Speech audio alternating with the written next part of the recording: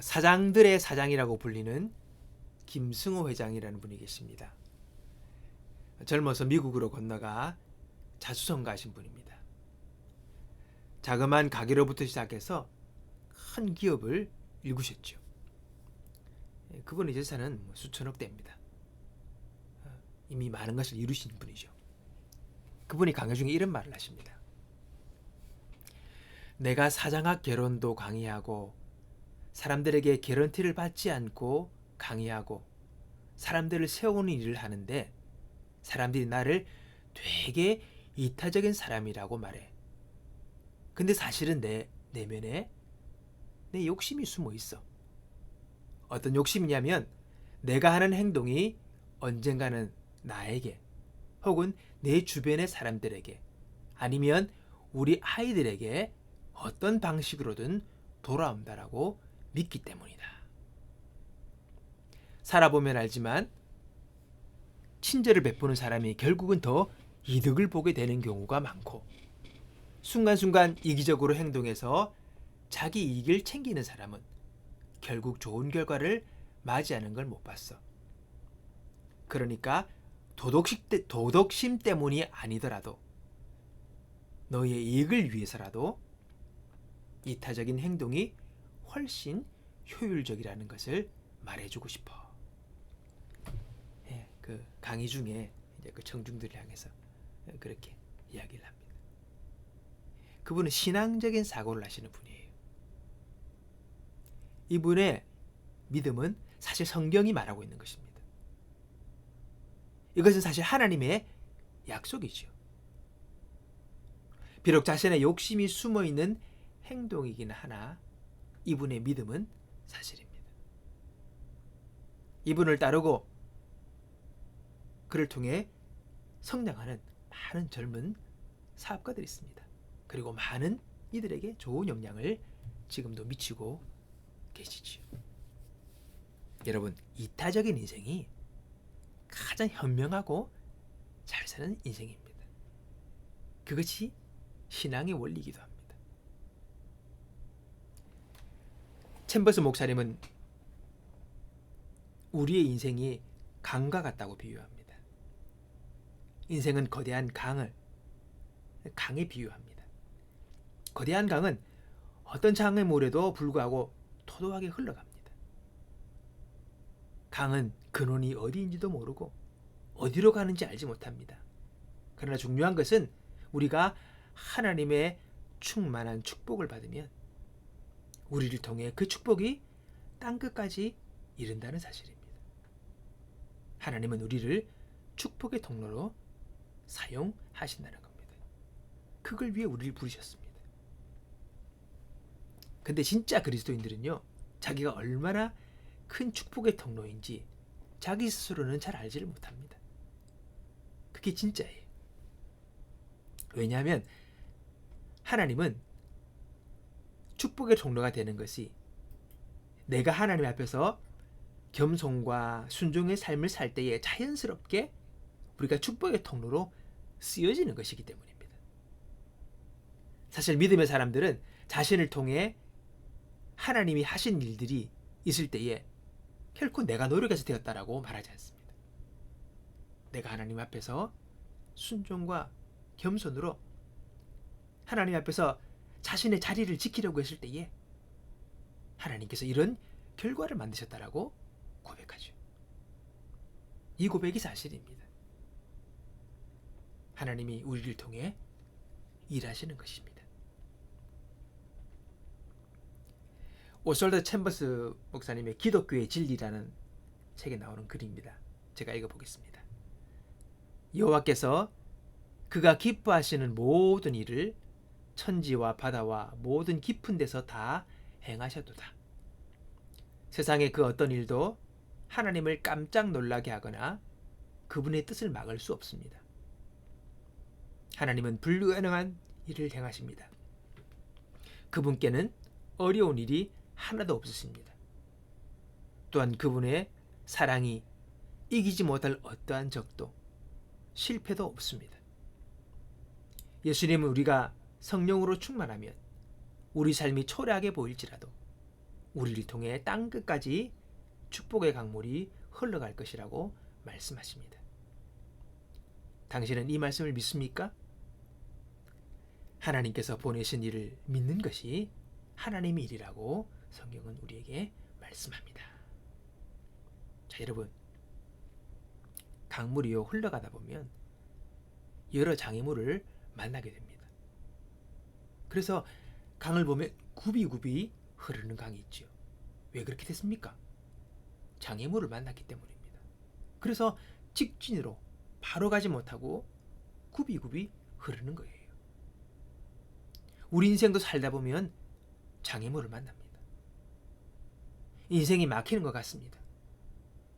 그때는 인생이 다 끝난 것처럼 느껴지고 나라는 존재도 너무나도 하찮고 보잘것없게 느껴집니다.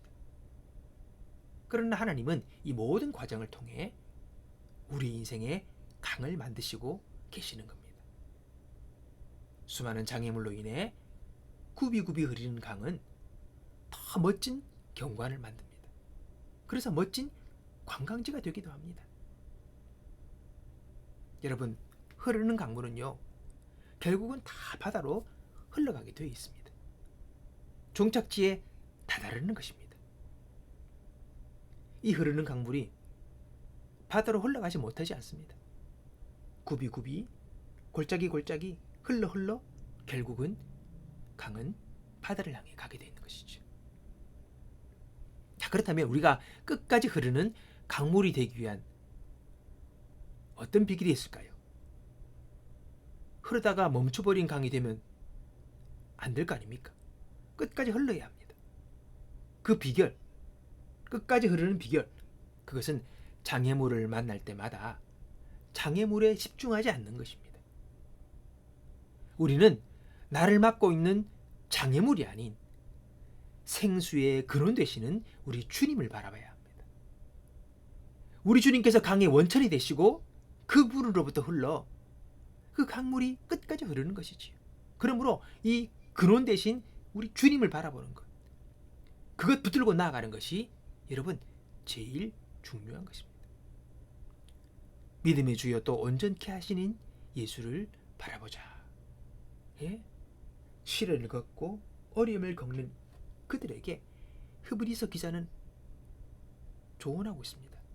믿음의 주여 또 온전케 하시는 예수를 바라봐라. 장애물이 아니고 난관이 아니고 문제가 아니고 주를 바라봐라. 거기서부터 모든 문제의 해결이 시작된다라고 우리에게 조언하고 계십니다. 우리는 고개를 들여 우리 주님을 바라봐야 합니다. 우리가 생수의 근원 되신 주님과 가까이 하고 있다면 내 인생의 강은 흐르고 흐를 것이고 장애물은 결국은 극복하게 될 것이고 그리고 끝까지 흘러 바다에 도착하게 될 것입니다. 우리 인생의 강이 흘러가는 데 있어서 가장 중요한 것은 역시 하나님과의 관계입니다. 오늘 그분과의 관계가 여러분 친밀해져야 합니다. 더욱 가까이 나아가야 합니다. 끊임없이 흐르는 강물은 주님과의 친밀한 가운데 있어야 합니다. 그게 비결입니다. 인생의 장애물과 어려움의 시선을 고정하지 않는 것, 그것이 바로 오히려 장애물을 극복하는 첫걸음이라는 것이지요. 성령의 강은 축복의 강입니다. 성령이 역사하셔서 오늘 우리 안에서 축복의 강물이 흐르면 우리를 통해 다른 이들까지도 풍족함을 누릴 수 있게 될 것입니다. 그것이 하나님이 우리를 통해 역사하시는 원리입니다. 어려울수록 더욱더 절망적일수록 우리는 주님을 바라봐야 합니다. 소망의 근원이신 예수 그리스도를 바라보는 것입니다. 광야에서 길을 만드시고 사막에서 강을 만드시는 이 어마어마한 상상치도 못할 그 일을 우리 전능하신 하나님은 이루십니다. 그 전능하신 주님을 바라봐야 합니다. 끝까지 주를 바라보고 주님과 동행하면 주님은 우리를 통해 세상을 축복하시는 일을 이루실 것입니다. 미즈노 겐조라는 분이 계십니다. 불시에 찾아온 뇌성마비로 인해서 초등학교 4학년 때부터 눈을 깜빡이는 것과 미소를 짓는 것 외에는 무엇 하나 자유롭게 할 수 없는 그런 삶을 사셨던 분입니다. 그러나 그럼에도 불구하고 성령의 강이 그의 안에 넘쳐 흘러 많은 이들에게 살아계신 하나님을 전하는 아름다운 삶을 살아내셨던 분입니다. 그의 시집 감사는 밥이다에 나오는 시 힘들지 않았다면을 제가 소개하겠습니다. 만약 내가 힘들지 않았다면 하나님의 사랑을 몰랐을 테지. 만약 많은 형제자매가 힘들지 않았다면 하나님의 사랑을 전하지 못했겠지. 만약 주 되신 예수님이 고난받지 않으셨다면 하나님의 사랑을 나타낼 수 없으셨겠지. 그분이 쓴 시들, 글들이 참 많은 사람들에게 감동을 주고 하나님의 사랑을 전하는 일에 그가 귀히 쓰임 받았습니다. 빅점을 지었던 미우라 우야쿠도 이분의 글을 보며 정말 하나님의 놀라운 사랑과 어떻게 이런 아름다운 글들을 적을 수 있을까라고 고백하며 참으로 그의 시와 삶을 축복했습니다. 여러분,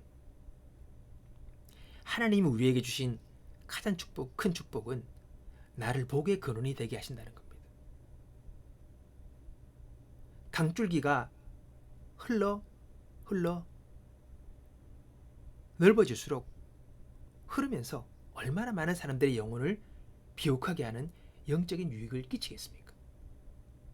내 삶이 초라한 것 같고 내가 무슨 축복의 통로가 되나 라고 생각할지 모르지만 축복은 내가 하는 것이 아니라 하나님이 이루시는 겁니다.